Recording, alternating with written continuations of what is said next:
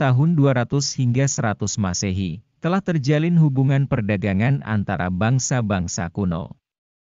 Dan wilayah-wilayah Nusa Pranusantara atau Nusantara Purba, yang wilayah tanah-tanahnya dikelilingi samudera, menjadikan wilayah Nusa Pranusantara sebagai pintu perdagangan laut bangsa-bangsa kuno pada saat itu.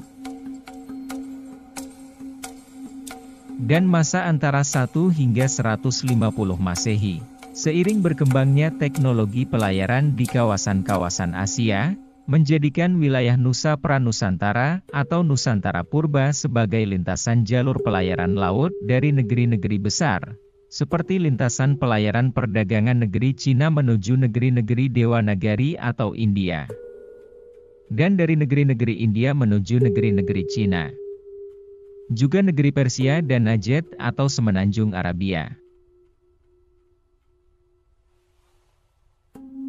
Dan wilayah-wilayah Nusa Pranusantara Purba, yang merupakan jalur lintasan perdagangan laut kuno, adalah wilayah yang termasyhur akan wilayahnya yang menghampar dalam keindahan dan kesuburan. Wilayah yang dikelilingi samudera-samudera raya, bukit-bukit dan barisan gunung-gunung perkasa yang terbentang baris berbaris. Lembah-lembah hijau tergelar dan dihiasi aliran-aliran sungai dengan kejernihan airnya, rimba-rimba yang ditumbuhi beraneka tumbuh-tumbuhan,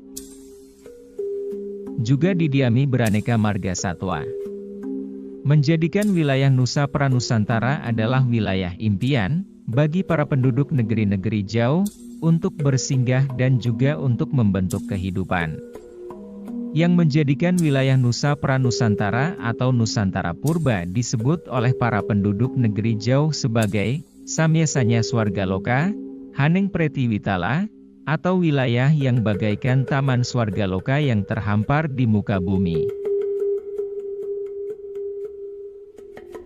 Orang-orang dari Dewanagari yang datang menuju Kepulauan Dwipantara atau Pranusantara, mereka terdiri dari para banyaga atau pedagang dan para resi Brahmana atau agamawan.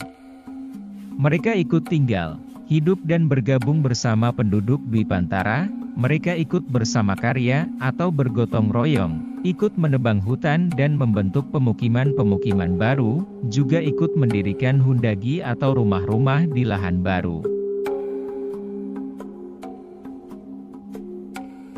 Sedangkan para penduduk Dwipantara atau Kepulauan Nusa Pranusantara, mereka telah hidup dalam kemakmuran, dikarenakan wilayah Dwipantara adalah tanah yang subur dan berlimpah makanan. Mereka hidup dengan bertani, berburu, dan bertukar hasil pertanian dengan para pedagang-pedagang dari negeri-negeri jauh yang datang ke wilayah Dwipantara. Orang-orang penduduk Dwipantara mereka hidup berkelompok mendirikan pedukuhan-pedukuhan yang dipimpin oleh seorang dathu atau penghulu atau kepala suku.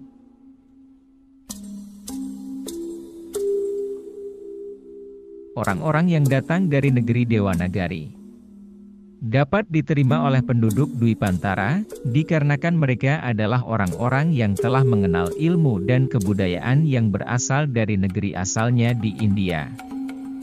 Dan mereka datang tanpa peperangan dan menghormati tata cara hidup para penduduk Dwipantara. Sehingga, para penduduk Dwipantara dapat menerima mereka dengan baik sangka.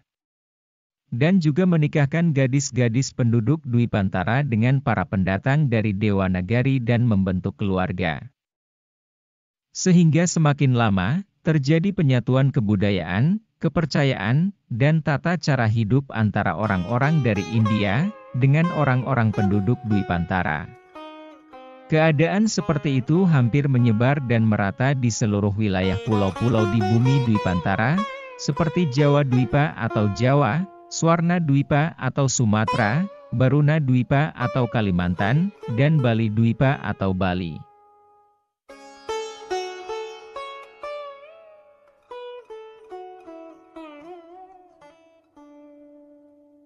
Dan puncak kedatangan orang-orang dan perebutan kekuasaan di wilayah Dewanagari yang berlangsung lama, pada akhirnya dimenangkan oleh Kemaharajaan Maurya yang dipimpin Maharaja Samudragupta. Hal itu menyebabkan pengusiran dan pembantaian besar-besaran kepada para penduduk Salangkanaya dan Pallawa sebagai pihak yang mengalami kekalahan. Dari perburuan dan pembantaian itulah, terjadilah Paningit Ageng atau migrasi besar-besaran dari wilayah Dewanagari India menuju negeri-negeri jauh untuk mencari keselamatan dan kehidupan.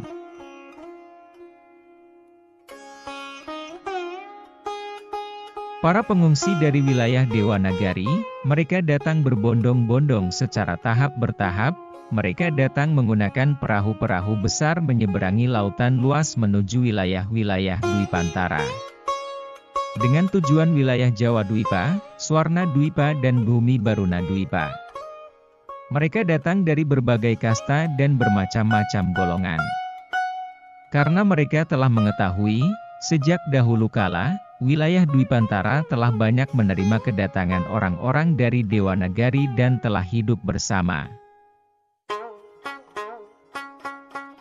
Di antara para pengungsi dari wilayah Dewanagari, terdapat seorang tokoh Maharsi yang memiliki pengetahuan tinggi akan ajaran Weda, dan juga terkenal berperilaku luhur. Yaitu seorang Maharsi yang berasal dari kawasan Sungai Gangganadi di wilayah Salakanaya di India, yang bernama Maharsi Santanumurti. Kedatangan Maharsi Santanumurti ke wilayah Jawa Dwipa bagian barat, tidak terlepas dari konflik yang sedang terjadi antara Kemaharajaan Salakanaya dan Maurya, di negeri asalnya India. Sebelum kedatangannya di wilayah Jawa Dwipa bagian barat, Maharsi Sentanu telah lebih dulu tinggal dan menyebarkan tata aturan Hindu, pemuja Battara Wisnu kepada penduduk negeri Sri Lanka dan Benggala. Ia menjadi sosok pemuka para kaum Brahmana yang menyebarkan ajaran Hindu yang berasal dari India ke negeri-negeri jauh. Mula-mula, setelah menempuh pelayaran jauh, Maharsi Sentanumurti mendarat di pesisir wilayah Jawa Dwipa bagian barat. Ia menambatkan perahunya di antara kaki lereng Bukit Cangga, Lingga dan Cimandung. Dan dari kawasan barisan bukit-bukit inilah Maharsi Santanu membuka lahan pemukiman baru dan mengenalkan ajaran Hindu pemuja Battara Wisnu kepada para datu atau pemuka suku dan seluruh penduduk yang tinggal di kawasan lereng Gunung Ciremai. Selain memiliki pengetahuan ruhani yang tinggi dan ilmu pengetahuan kebijaksanaan yang mendalam, Maharsi Sentanu juga memiliki kepribadian yang luhur dan selalu mengajarkan untuk saling menolong. Hal itu menyebabkan para penduduk di sekitar Gunung Ciremai menerima segala ajaran kebaikan dan menjadi sisya dari Sang Maharsi.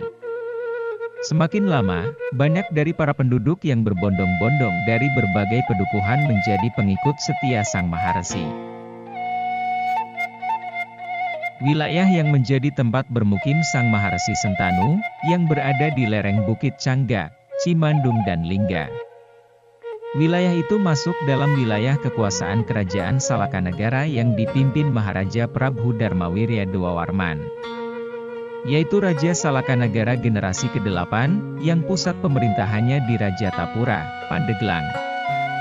Keberadaan Sang Maharsi Sentanu yang mengajarkan Weda kepada penduduk di lereng Gunung Ciremai terdengar oleh Prabu Dharmawirya Dewawarman, Raja Salakanagara. Prabu Dewawirya Dewawarman, yang merupakan sosok raja yang sangat memperhatikan perkembangan ajaran Weda di wilayah Nusa Jawa Dwipa, bersimpati kepada perjuangan Sang Resi Sentanu, yang kemudian diangkat menjadi menantu dan dinikahkan dengan putri ketiganya yang bernama Putri Dewi Indari. Setelah menjadi menantu Prabu Dewawirya Raja Salakanagara, ia diberikan kewenangan memimpin wilayah di sekitar Pegunungan Ciremai, dan menjadikan wilayah itu sebagai mandala kekuasaan Salakanagara. Dan pada tahun 285 Saka atau 398 Masehi, Maharsi Sentanumurti dinobatkan sebagai penguasa mandala wilayah Pegunungan Ciremai. Dengan nama Abhiseka, Prabu Resi Indraswara, Salakakreta Buana, yang bermakna pemimpin wilayah dan juga pemimpin agama, di wilayah kemakmuran Salakanagara. Kemudian, ia namakan wilayahnya dengan nama Indraprahasta, yang merupakan wilayah bawahan dan wilayah yang disucikan oleh penduduk Nusa Jawa bagian barat yang ditunjuk oleh Kerajaan Salakanagara. Sebagai wilayah Mandala atau wilayah yang disucikan, Prabu Resi Indraswara atau Maharesi Sentanu menamakan Gunung Ciremai sebagai pengejawantahan Gunung Indrakila atau Kailasa, yaitu pegunungan yang disucikan di negeri asalnya di Dewanagari India. Dan pertemuan dari ketiga hulu sungai yang mengitari Indraprahasta dinamakan dengan nama Sungai Gangga, sebagai pengejawantahan Gangga Nadi, yaitu perairan yang disucikan di negeri asalnya di wilayah Salakanaya, India. Wilayah Indraprahasta merupakan wilayah suci bagi penduduk Salakanagara. Di sanalah tempat dilaksanakannya upacara-upacara keagamaan bagi penduduk Salakanagara. Dan ketika runtuhnya kerajaan Salakanagara yang berpusat di Rajatapura, yang kemudian dilanjutkan oleh kerajaan Tarumanagara yang berpusat di Sundapura, wilayah Indraprahasta tetap dijadikan kawasan suci bagi penyelenggaraan upacara-upacara keagamaan oleh para kaum Brahmana di bumi Nusa Jawa bagian barat. Dalam literatur sejarah, setelah kematian Prabu Resi Indraswara atau Maharesi Sentanu, kepemimpinan wilayah Indraprahasta dilanjutkan oleh keturunannya. Tercatat ada 14 Raja Mandala yang pernah memimpin wilayah Indraprahasta. Mandala Indraprahasta berdiri hampir 350 tahun, wilayah ini menjadi bagian sejarah yang tak terpisahkan dari sejarah perjalanan kerajaan Salakanagara dan Tarumanagara. Dan Mandala Indraprahasta berakhir, ketika pada tahun 747 Masehi. Wilayah ini diserang oleh Rakai Mataram Sang Ratu Sanjaya, penguasa Medan Mataram, yang menuntut balas atas tindakan para Buiratara, penguasa terakhir Indraprahasta.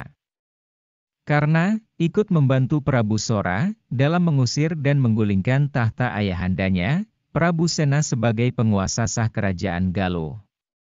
Setelah penyerangan Sanjaya, berakhirlah Mandala kekuasaan Indraprahasta yang telah berdiri hampir 3,5 abad.